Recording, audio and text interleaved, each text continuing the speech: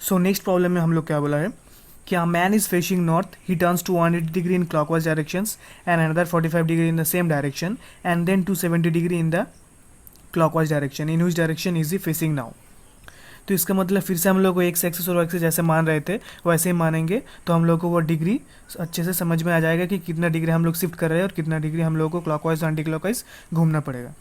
तो फिर से चलो हम लोग वो एक्स एक्सिस और वाई एक्सिस वाला जैसे कर लेते हैं। सो ये एक्स पूरा और ये वाई,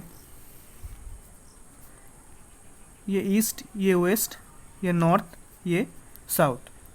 सो ये सब सबऑर्डिनेट डायरेक्शन है और ये चारों मेजर।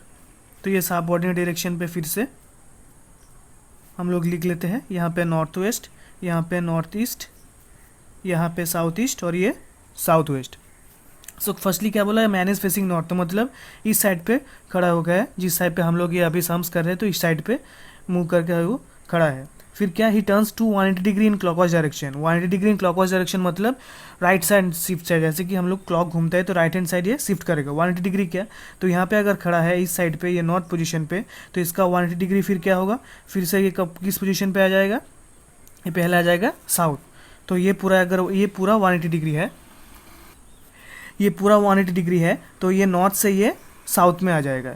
ये साउथ में आ जाने के बाद क्या होगा, and another 45 degree in the same direction, तो अनदर 45 डिग्री ये एंटी क्लॉकवाइज ही जाएगा। तो अनदर 45 डिग्री मतलब ये 45 डिग्री है, तो ये साउथ वेस्ट पोजीशन पे फाइनली यहाँ पे आके खड़ा रहेगा।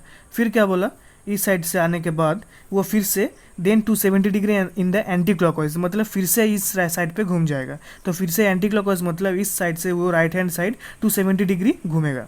तो यहाँ से अगर 270 डिग्री घूमेगा तो क्या होगा, यहाँ से ये वाला देखो, ये पूरा पार्ट 180 डिग्री होगा। ये 180 डिग्री होने के बाद 270 मतलब और इसको 90 डिग्री घूमना होगा। तो यहाँ से अगर ये 180 डिग्री है तो 90 डिग्री मतलब ये 45 फिर ये 45, तो फाइनल पोजीशन इसका क्या होगा, ये इस साइड पे आके ये खड़ा होगा, मतलब यहाँ से यहाँ होके वो खड़ा रहेगा। पूरा इतना डायरेक्शन चेंज करने के बाद फाइनल पोजीशन इसका क्या होगा, ये नॉर्थ वेस्ट। सो ये होगा final position north west. So answer क्या होगा, फाइनल पोजीशन नॉर्थ वेस्ट। तो ऑप्शन ये डी रहेगा। तो ऑप्शन डी नॉर्थ वेस्ट इसका फाइनल पोजीशन आंसर होगा। तो और एक बार बोलते थे देखिए इस सम्स को कि पहले ये नॉर्थ साइड पे खड़ा था, फिर इसको 180 डिग्री क्लॉकवाइज घूमने के बाद 180 डिग्री क्लॉकवाइज घूमने के बाद क्या हुआ कि ये यहाँ से इस पोजीशन पे आ गया, नॉर्थ से सीधा साउथ। फिर यहाँ से एक ही डायरेक्शन पे 45 डिग्री घूमा, मतलब एंटी क्लॉकवाइज 45, तो साउथ वेस्ट आया। फिर इस यहाँ पे आने के बाद 270 डिग्री पूरा एंटी क्लॉकवाइज डायरेक्शन पे घूम गया। तो एंटी क्लॉकवाइज डायरेक्शन यहाँ पे अगर घूमेगा तो क्या होगा, इस डायरेक्शन पे होगा। अगर हम लोग इस साइड पे घूम जाते हैं तो ये क्लॉकवाइज डायरेक्शन हो जाता है। एंटी क्लॉकवाइज मतलब फिर से रिवर्सली जिस पोजीशन से आ रहे हैं उस पोजीशन की तरफ ही जाना होगा। तो यहाँ से फिर से 180 नॉर्थ ईस्ट, इसका मतलब अपोजिट है, तो पूरा ये डिग्री 180 डिग्री है, तो ये 180 और फिर 90, तो तभी 270 होगा। तो यहाँ से फिर से ये नॉर्थ वेस्ट पे जाएगा, तो पूरा 270 डिग्री इसका कंप्लीट हो जाएगा।